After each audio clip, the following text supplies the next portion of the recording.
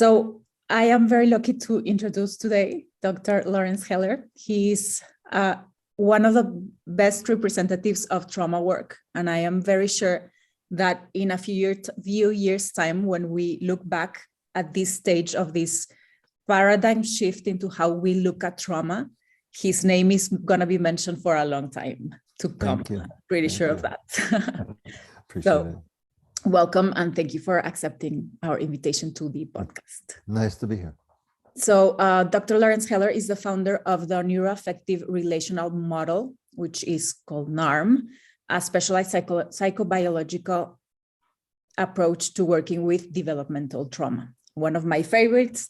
It's a book that I always have very close to me. I actually recommend this one very much. And there's actually a clinical version. Would you say it's a clinical version, or how would you call it? Yeah, it's the clinical accompaniment to that book, a new book that's just been completed and will be out in English in July of this year. So not too long. Great. And it's published in 15 languages. So pretty sure that if you're here, very sure you'll find something around a language that feels comfortable for you. Yeah, I know that you've got many viewers from many different countries, and they should be able to find the book in their own language. Yes, thank you. So one thing that I could do at the beginning of this podcast is asking you about your life trajectory and how you came into building this beautiful method of yours. But I know that this would take us probably of the hour on the podcast. So yeah, maybe we should actually do two volumes of this of our talk today, because I have heard some of that. I have read about your story, but I have heard you talk about it as well. And I think I find it super, super interesting. And I think one of the things that it's almost always a given when I feel very called to a method or an approach. And I usually know that the person behind that is somebody who's lived the things that they speak about in their own body and in their own life. And in Spanish, we have like a word to say it, but you've tried it. Like it would be more like you've tasted, right, with your own body experience.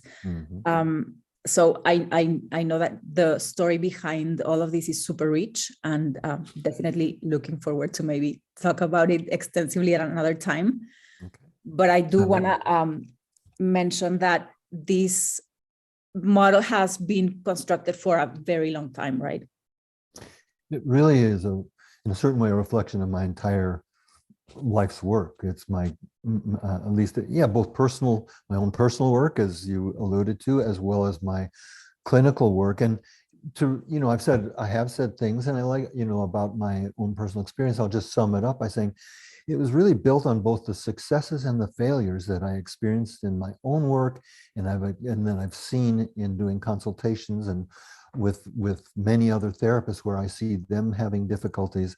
And it's been a kind of a distillation of trying to refine a process that's more effective, works with the body in the here and now, but isn't just exclusively a bottom-up process, as you and I will undoubtedly talk about later, that it's both bottom-up, in other words, body to brain and brain to body, or the interplay between the physiology and identities, so to speak.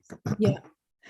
One of the things that I really loved about reading about your work is that I could see, even when I did not yet know about your story and the background of how you came to build NARM, but it's a very concrete and very practical language, but you can see so many layers playing around, from the spiritual to all of the different language of the spiritual, because there's lots of realms around the spiritual world, if we can speak of that in those terms. The emotional, the body, because also there's lots of approaches of working with the body. And you sort of like found a way to integrate a lot of these layers. I think that's very accurate in terms of how I see it as well, in terms of what I've tried to do. So, yeah.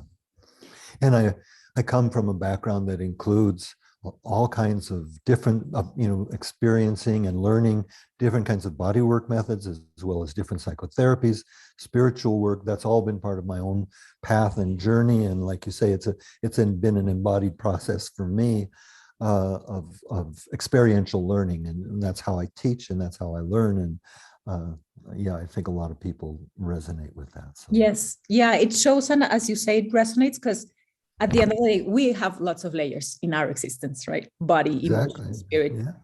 I mean, people say this all the time, but it's actually not so easy to actually comprehend and to put it into such concrete words as you do.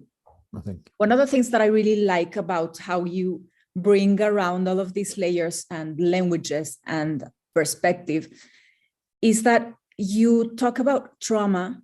We can go on to define what trauma is for you for sure. But one of the things that I really like is how trauma disconnects us in a sense, or diminishes our connection to our life force. Mm-hmm. And when you speak of life force, you also make a reference to when we are connected to our life force, we have full life expression. Mm-hmm. And one of the things that I love about this, not just that it sounds incredible, but the fact that this is a very new way of talking about trauma and trauma healing, which is very opposed to pathologizing model that we used previously from, we could say maybe the 70s, when we started talking about what PTSD would be like, or starting to talk about trauma in general, which sort of like made the reference of you're sick and we might be able to just do something about it so that you're sort of like pass as normal, right? Mm-hmm. Yeah, I mean, it's really been a shift in focus away from symptoms, really, because we all have different kinds of symptoms, and focus, and those tend to be categorized and then pathologized to what is it that's actually driving these symptoms on the deepest level. And that's really been my interest and my curiosity, and the direction that I've taken the work, and we listen to symptoms. Symptoms are important because they are messages from our body and our emotions, or our deeper self, to when we haven't been able or known how to listen to that deeper, our deeper nature, the deeper aspect of who we are. Then we get symptoms. And it's that deeper dynamic that has always intrigued me, rather than just symptom relief. And of course, people are suffering and they want symptom relief, and I don't ignore that by any means, but it isn't just focused on symptoms. It's, as I said, it's focused on what's driving. And sort of like tracing back, right? Because I love to see in your book, there's lots of grids and tables and like beautiful designs of how this comes from here. And this is like the process that was happening before that takes us to this symptomatic reality of a person, right? But not, this is it, this is definite. As you said, it doesn't mean that it diminishes the suffering of somebody who's actually going through these things. No. But it's not as limiting as it was viewed before. Yeah, and we certainly, I mean, there is a lot of real suffering related to trauma, and I'm in no way minimizing that, but I don't want to just focus on the suffering piece or the symptoms that are there. They're included in the work, but there's a deeper focus which people have responded to and found helpful. So. One of the things that I see when you do all of this comprehensive work, and I see that there's lots of actual experience in seeing lots of cases when you talk about how there are different origins, if we could say that, of trauma, right? And how then the approach that we take as body workers, clinicians, or in this case, of course, people who are trained in your method, you actually have to look at what's behind to decide what the approach is. Because sometimes when I say this with all respect, that we all go into sort of like a state of excitement, or I sort of like call it, when we teach from enthusiasm, when we're like, oh, the body is the solution, it's the missing link. And all of us who work with embodiment and somatics, we all have said that at some point, I guess, right? Yeah.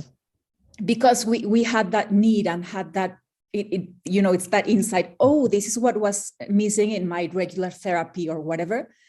But also when we see the detail of the type of work that you do, it's not just like always working with the body is the one and only answer in every condition, right? That's correct.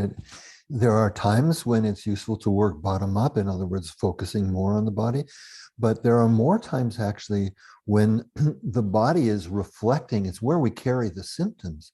And ultimately, the way I see the body in NARM is the way that we disconnect, because we disconnect through physical tension and through collapse. So sympathetically dominant responses and parasympathetically dominant responses.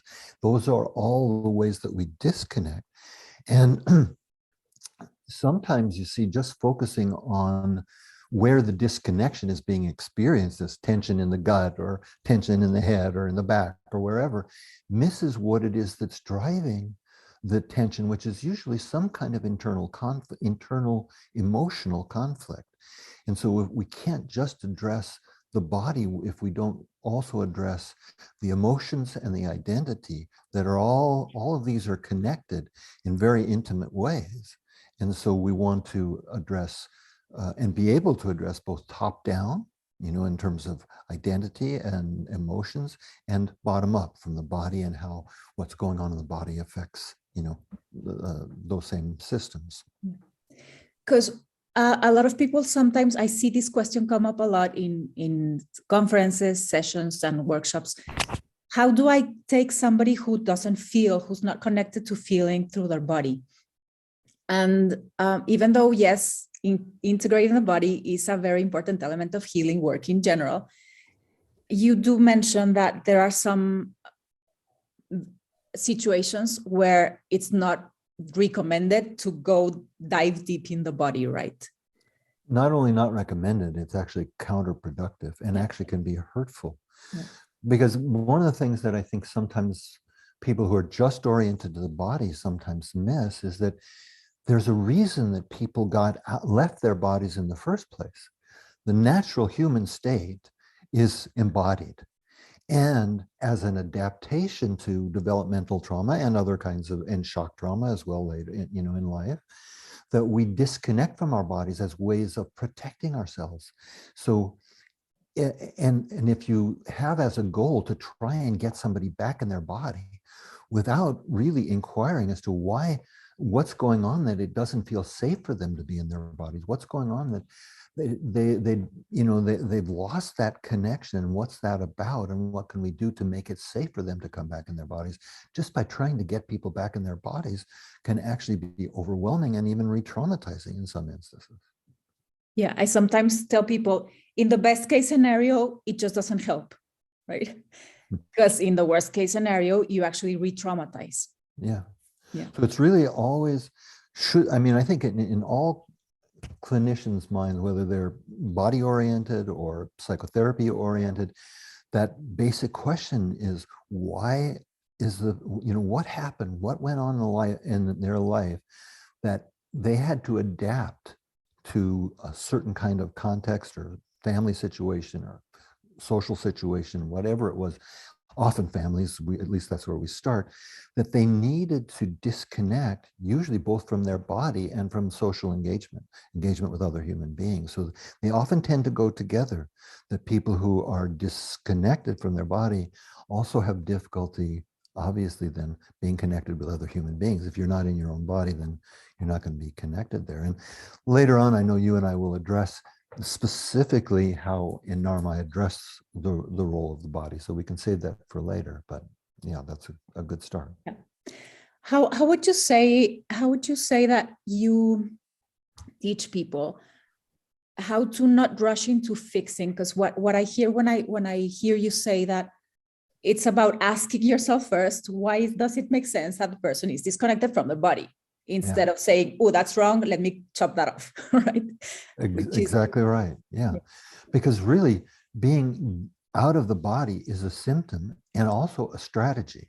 And I make the difference between symptoms and strategies versus, other ways to look at that. Because it's a strategy where you grow up in a family, for example, that's abusive or violent or emotionally abusive, not even necessarily physically abusive, or where there's chronic misattunement or neglect, then it starts to feel unsafe for the child to be in their body, and that's when they'll leave their body, I mean, or go into their head, or for some people, they actually disconnect completely from their body and go into the energetic field.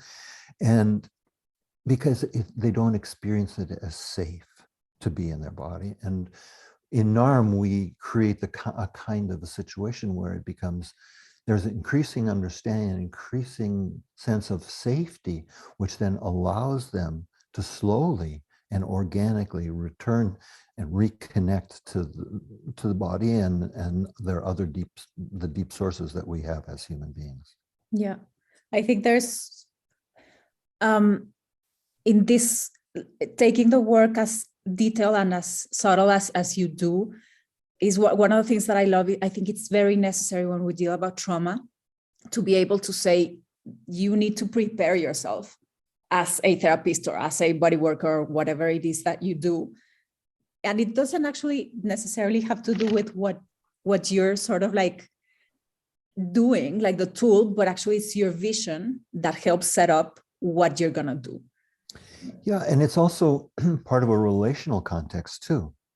In other words, where some therapists feel, for a variety of reasons, they want to either compulsively caretake or compulsively be helpful. In other words, that's their strategy, based on often their own adaptations to early life difficulties. And as a result, they're really not seeing or being with the person who's right in front of them. So like therapists who try to get people back into their bodies are not paying attention often to the fact that the client is actually getting more distressed, the more tools and techniques that the person uses to try to get them to feel. And it's really essential for the whole spectrum of therapists, body and psychotherapists, to always keep in mind that for people with the earliest kinds of trauma, the unfeeling state is experienced as safer than the feeling state. And so there's an active, I don't talk about resistance in general in NARM because it's used in traditional psychotherapy, often sometimes pathologically, but there is an internal resistance because people are scared and they're not ready and they don't know how to begin to feel. And it's our job to, at least in NARM, what we focus on is how to support them to feel safer in that journey of reconnection. Yeah. And when you speak of this safety of reconnection, and I think I titled a workshop once, "Finding Respect for Resistances," right? That's good. I'm trained in family constellations. It's a method that I love, and I find I do love, but I know that it's not always very trauma sensitive. And particularly the approach to resistance is just like break it. And not just this method, of course, many others, right? Ooh, that's bad. Many other methods, you're right. And teaching in Europe, as that I've been doing for the last 20 years regularly, there's of course a lot of family constellations people in the various trainings that I've done. And I've come to see that. And I'm not intimately familiar with constellations work. I've witnessed a few, but I know a lot of people who've been very much involved. And I do agree with you that sometimes it can be re-traumatizing because it can push people before they're ready. Yeah. I mean, every healing method or every method itself has its own language, right? But it's through family constellations, I see this pathway that you mentioned when you say we need to know why the person is doing that and trace it back to the reason of why that's a strategy or a symptom. And in the family constellations is what is it tied to? And always like these family bonds are out of love. So it's not that you're stupid and then you should cut that the same way that a person is doing something, having a symptom, a behavior, not because, you're not smart enough to think of a different way of living, because most of us know we should do better, but we just don't, right? And that's well, and here's I think an important point that I'd like to emphasize that you touched on or brought up a moment ago, which is that we, unlike more psychodynamically oriented therapies, we don't go to the past in the same way of looking for causes. We work in the present moment with this connection-disconnection process. And the interesting thing that happens is that as we work with this connection-disconnection dynamic that's going on all the time, that what is unresolved from the past tends to organically surface for the person. So rather than we don't go on archaeological expeditions in NARM in terms of the person's history, but it's all right there, in the present moment, and it's being held in the form of in the body and being held in tension and collapse in the body, and it's being held in the form of both psychological and physiological symptoms that they experience. And those are what we pay attention to as we follow the symptoms. That's like the royal road back to the source, but it comes in an organic way. I love the royal road. Yes. Yeah. Yeah. And as you said, it's there. We don't necessarily need to find information from the past that people either don't even know it, because for many stages we don't even remember, right? Exactly. And also, sometimes I phrase it as there's enough information with whatever you're seeing in the person that's in front of you, right? Well, because we are carrying those adaptations forward. And that's an important distinction that I make in NARM, that it's not the trauma itself, but the adaptations that we made to trauma that create the symptoms then that we experience as we grow up and in later life, because we're carrying those adaptations forward. And all of these adaptations in traditional psychology, the so-called defense mechanisms, but all of these so-called defense mechanisms, or what I call adaptations, are mechanisms of disconnection. So whether you talking about projection, or we're talking about, denial, or all of these other kinds of traditionally understood defense mechanisms, they're all functioning to keep us disconnected from ourselves. And the paradox for human beings is that the very same protective mechanisms that once saved our lives as children are what now drive the symptoms that we experience as adults. And they all constellate around some form of disconnection. Could we talk about this role of connection and disconnection? Mm-hmm. Yeah, it isn't, we're holding the possibility that may be theoretical for most of us, is that we were born connected, unless there was even earlier, prenatal or intergenerational trauma, which of course does take place. But generally that we're born in a state of connection, and then we disconnect in response to certain kinds of environmental failure, which I touched on earlier: neglect, abuse, misattunement, and so on. And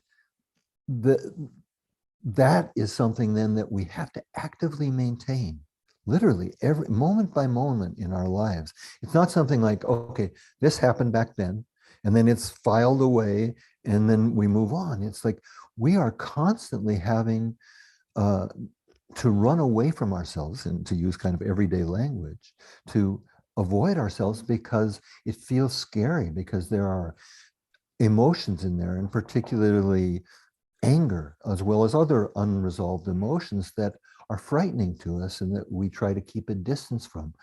And we needed to do that as children, and it made sense for us to do that as children. But now it leads to the difficulties and the symptoms that we experience as adults.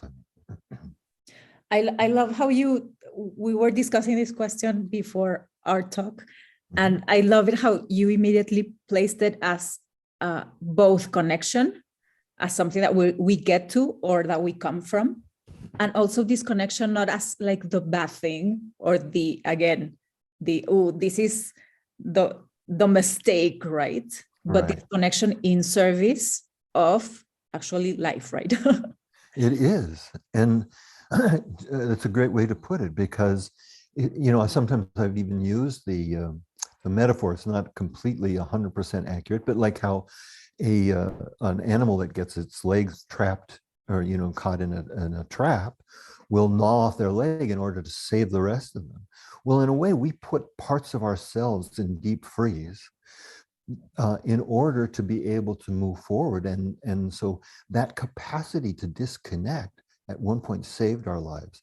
And if we don't recognize that and want to pathologize that disconnection, we're doing ourselves and our clients a disservice. Yeah.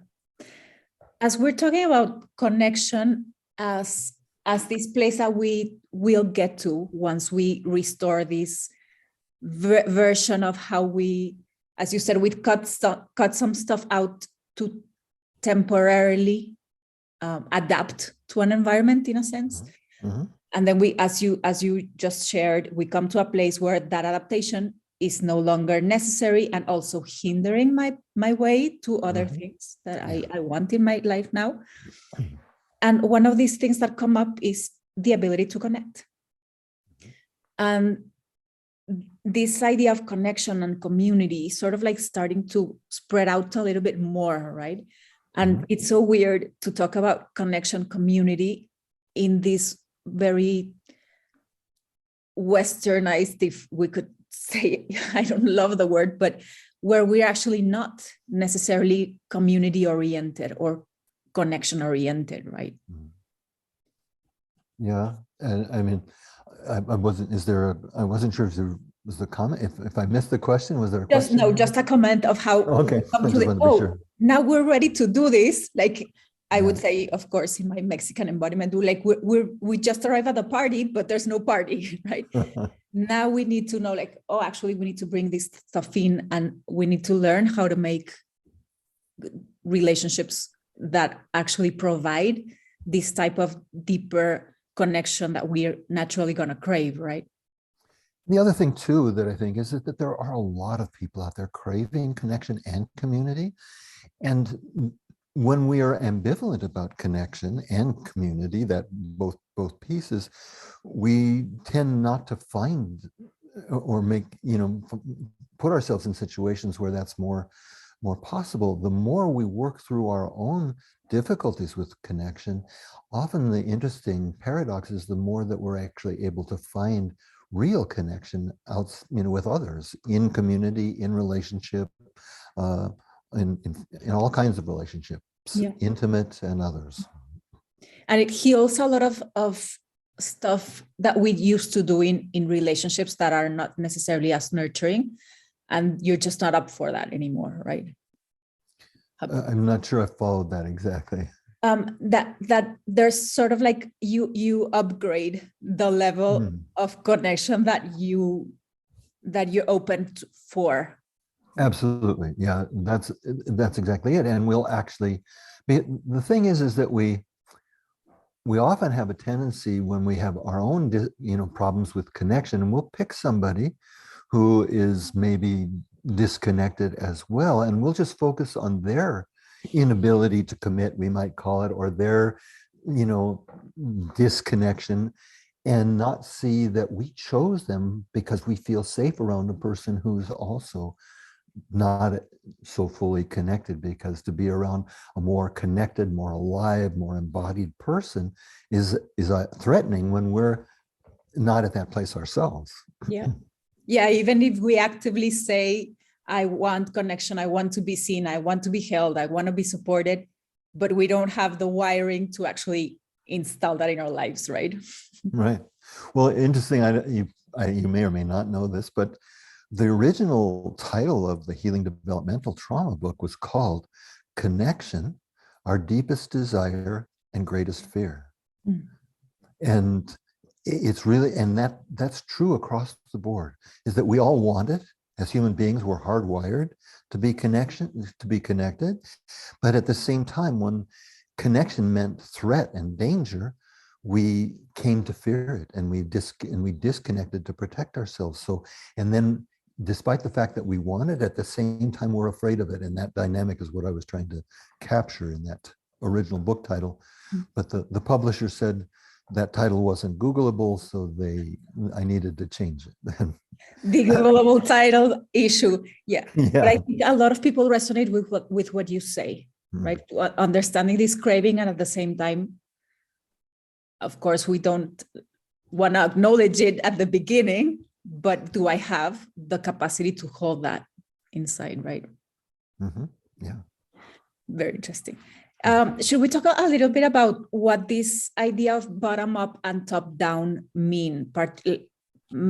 We have a very large audience in the podcast, so maybe not everyone's familiar with the terms. Okay, well, there's information that moves in both directions, top down and bottom up. In other words, there's information that comes from the brain to the body, and there's information that comes from the body to the brain. So there's a feedback loop of information. And traditional psychotherapies, particularly just talk psychotherapies, and even, well, I won't name names, but some psychotherapies just focused on the top-down piece. And then it was a huge addition to our field that, different, starting in the West, at least with Reich and then people who came later, there was beginning to include the body and the bottom up piece in the psychological narrative. And that was a really important step in the development of effective psychotherapy in the West. And so at the same time, then there were all these great bodywork systems that got developed and that have, are very useful. I've used them myself for most of my adult life. So I'm well experienced with how many valuable bodywork systems there are out there. But I'm also aware of the limitations of just working bottom up, or in other words, just working with the body and ignoring the emotional piece, the identity piece, because they're all in the mix together. And sometimes we need to address one element over another, but then later go back to the other element, make sure that we're including both the bottom up and top down elements in our work over time.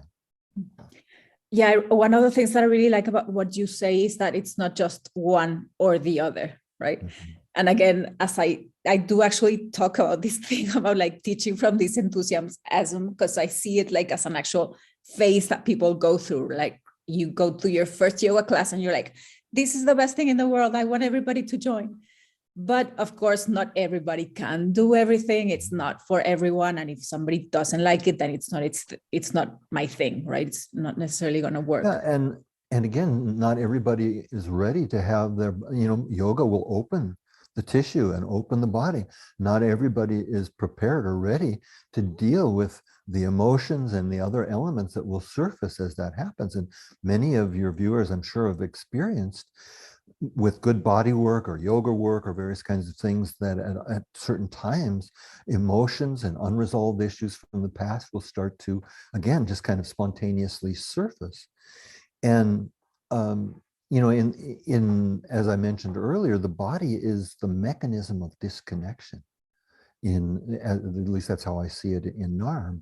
And so when we just work bottom up, we get more connection, but it can be more than we can tolerate sometimes. And then we either, and that can be really difficult or re-traumatizing or just turn us off. Different people will have different reactions to that. Yeah. And also there's this element of, again, when we are in love with working with the body, we think that that's sort of like always the solution or the entryway, or what you would say the bottom up, right? To doing the work. But sometimes I find it super helpful. And this is also sort of like opposite of a lot of the philosophies that we come from in the past. I mean, I know that one of the people that trained me said, like, whenever you're in front of a person, you just let them know what they need to know, and that's it. Mm. But I find super enriching in many cases, and that's what I do with a lot of my clients.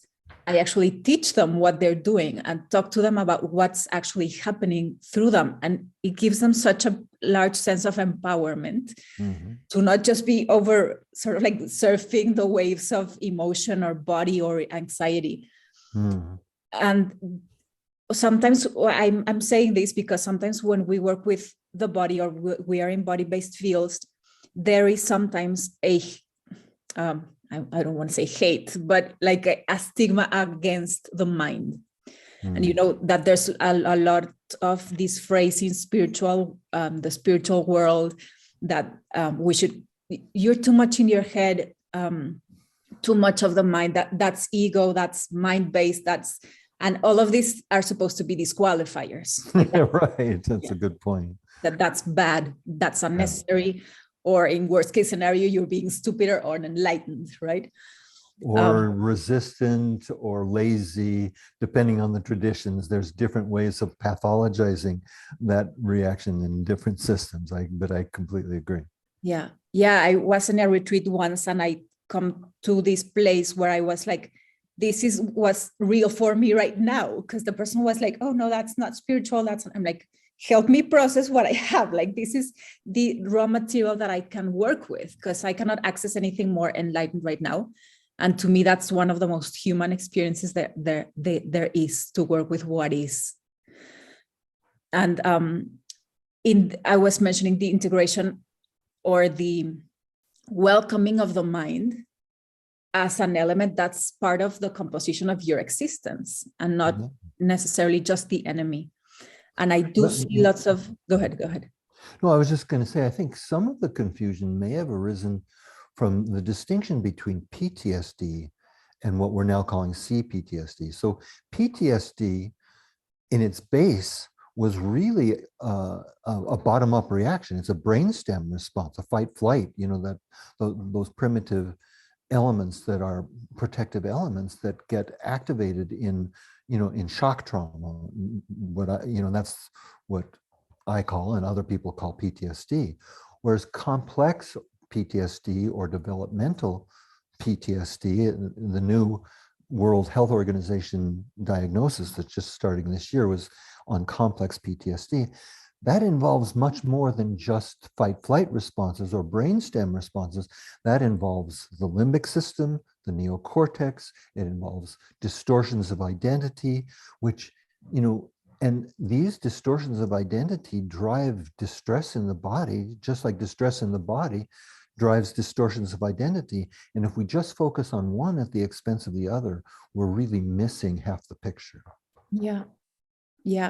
It's really this integration of it's also a component, even of your actual body. Your mind is also a component of it, right?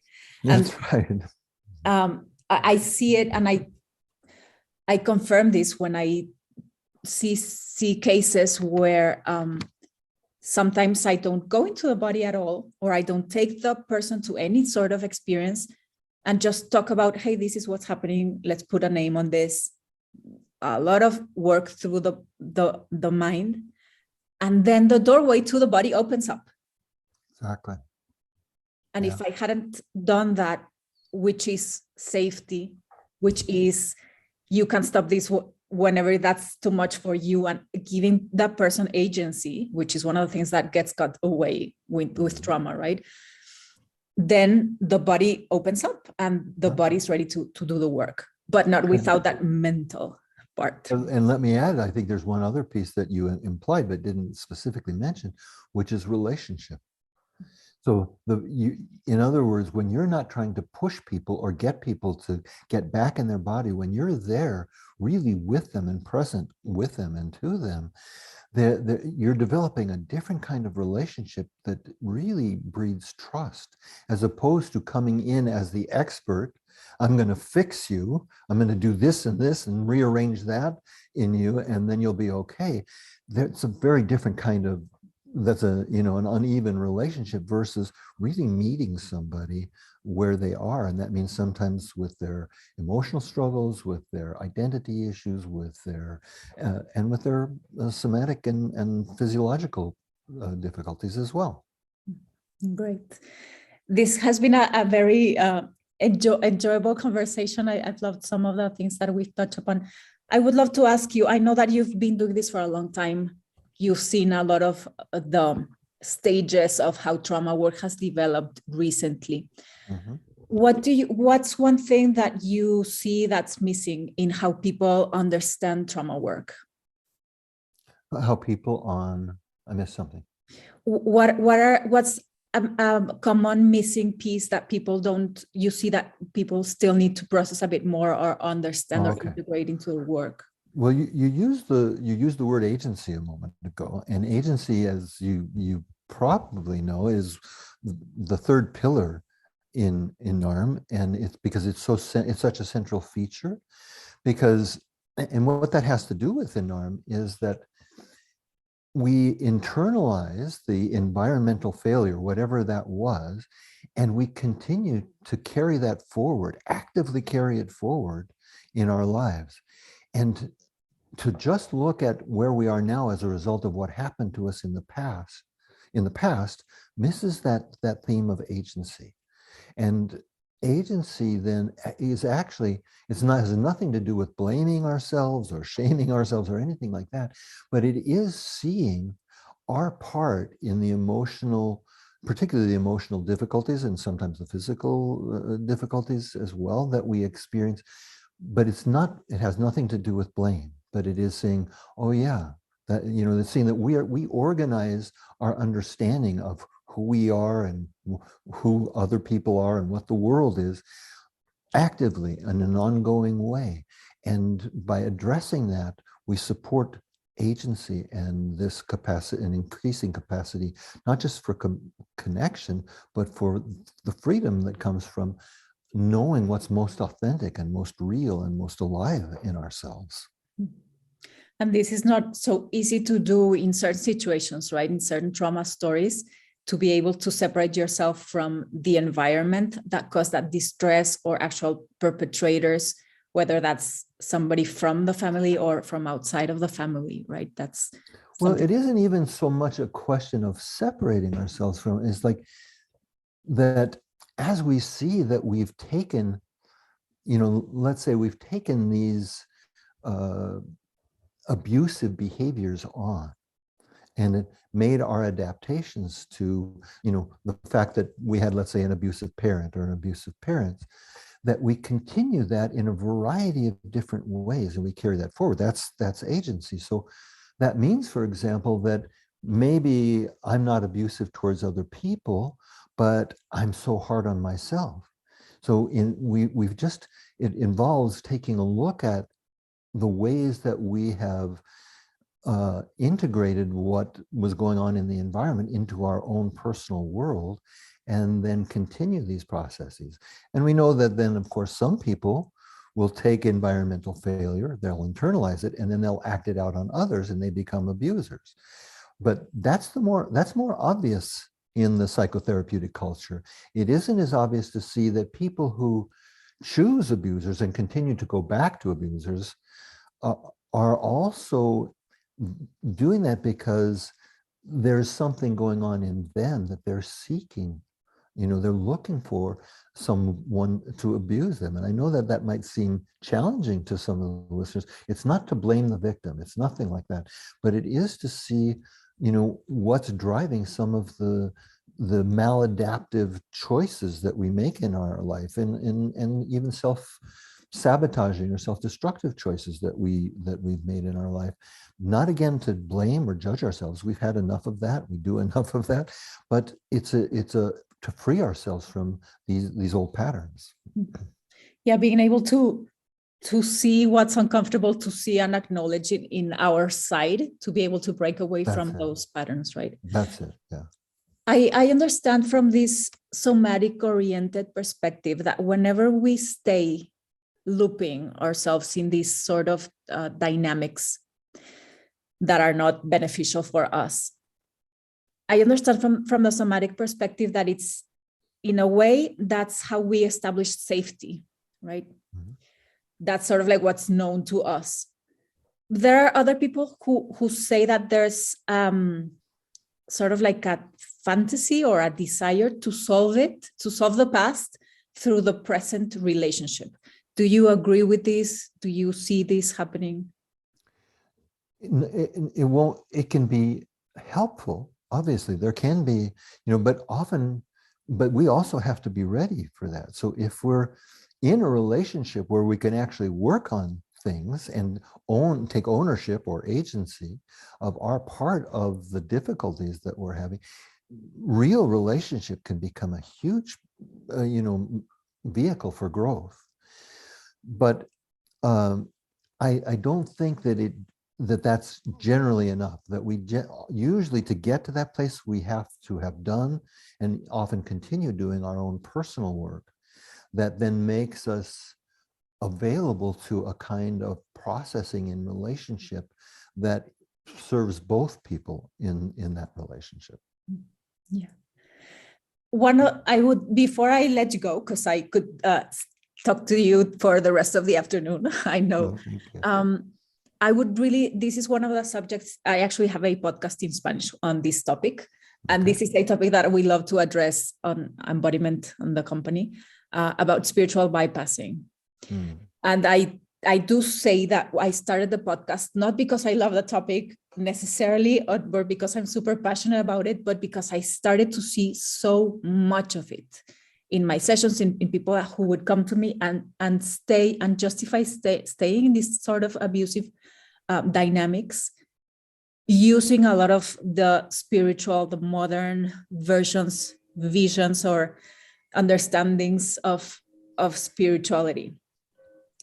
On your side of your work, what do you see that's most commonly? I usually, and if there's someone here that hasn't heard of the term spiritual bypassing, and some people go like that, then that's not spirituality if it's not used correctly. But what I say is, it's when these spiritual teachings are not fully comprehended, are decontextualized, and are rushed. Yeah. And the paradox is that they become mental constructs of and I'll give you a specific example, and the listeners, the viewers, of what I mean, but that it's actually more thinking than real spirituality. For example, forgiveness. There's a lot of emphasis on forgiveness in various traditions. Now, real forgiveness, which is a heart state, is incredible when it comes organically and it's embodied in a real process. But we can't legislate it, and we can't make ourselves forgive. And often we'll go to forgiveness prematurely as part of that spiritual bypass. Oh, well, we'll forgive that person, and we just further disconnect because we're trying to convince ourselves of something that we're not really ready for yet. But when we do our work, and then real forgiveness and understanding can come, then that's an incredible shift, energetic, emotional, somatic. It affects us on all levels, and identity as well. It affects us profoundly. So in NARM, there's not a focus on, for example, blaming the parents, because again, on a mental level, we can understand that they were just passing on the same kinds of dysfunctional dynamics, as well as love, but the dysfunctional dynamics that they were exposed to and that they learned. So it isn't, but if we go to just, I'll understand that, we're convincing ourselves, but it's not really a lived experience, and it creates more disconnection. And that's really what spiritual bypass is doing. It's not accessing, it can be accessing real spiritual states, but in a way to disconnect from other kinds of experiences, emotional experiences, for example, that we're not comfortable with.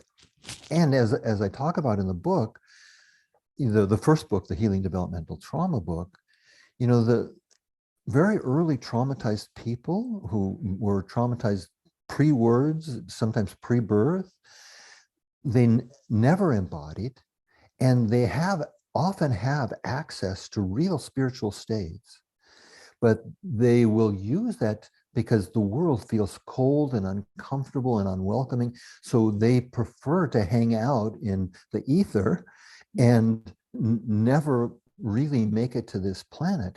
And they do have some real capacities that they don't have to give up or lose. But if they do personal work, they can be incorporated then and integrated and embodied as a, and then support real connection, deep connection. That's a beautiful distinction that you make, because sometimes some people who speak about spiritual bypass are like, get super angry and say like, that's not, like, you should again chop that off, right? Yeah. And well, as you say, like, these people have no experience of being able to safely embody or inhabit the body, actually, right? And stay on these subtle levels. And on these subtle levels, the spiritual is more accessible.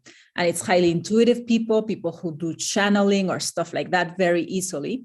Mm-hmm. And as you said, and I love that you make this distinction, as I mentioned, it's not about turning that off or saying that that's bad. It's actually cool that you develop that while you're in the state, but then also being able to access functions that are more earthly based, right, when you're able to embody or fully inhabit the. And there were certain spiritual traditions that required people that they don't start their work until their late 30s, until they have embodied and made some, had a little bit of a life on the planet before they start moving into these spiritual states, because they recognized the trap of spiritual bypass. They didn't maybe have the same language for it, but they recognized that it could be a problem. And really, it's a part of the NARM work that the emotional work and the related somatic and work and the work on the identity, as there's a more organized sense of self that develops, an embodied, organized sense of self, that becomes the springboard for authentic spiritual experience. And NARM does have a strong spiritual element to it. It's like the whole way that I talk about identity, people who come from spiritual traditions would resonate with it and relate to it. But we don't want to use that understanding, as you and I have been talking about, to disconnect or bypass other human aspects of our experience.